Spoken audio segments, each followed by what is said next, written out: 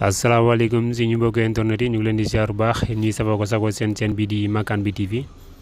ñu ngi leen di ziar bu baax te di leen bëgge te leen wax ne ngeen di continuer di abonné te ngeen di activer cloche de notification bi ndax dara bañ leen rëcc ci lépp lu ñuy dugal waaye bu leen di fàtte tamit di partager li nga xamante ni mooy vidéo yu am solo yi nga xamante moom la ñuy dugal tey nag ñu ñëwaat ci beneen vidéo naat si ànd ak Pape Maguette Gueye nekk ab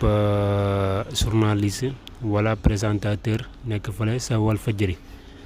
muy nar a wax nag si diggante Ousmane Sonko ki nga xamante ni mooy Adji Sarr seen problème bi nga xamante ni amoon na fi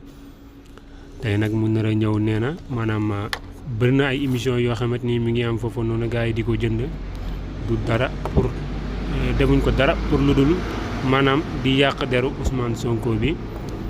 di ko wax lu nekk te lu ñuy wax dara nekku si loo xamante ni mooy li am. donc nag sama gars yi kon nu ñuy def mooy dañ leen koy dégtal ñu déglu ko après ñu ñëwaat ci commentaire yi incha allah. bu dee Ousmane Sonko nag gars yi li ñuy def nii yëpp yàqu ko dong lañ si jublu nag nañ noppalu te xam ne Ousmane Sonko yàlla def na ko si xolu doomu aadama yi ba noppi nañ noppalu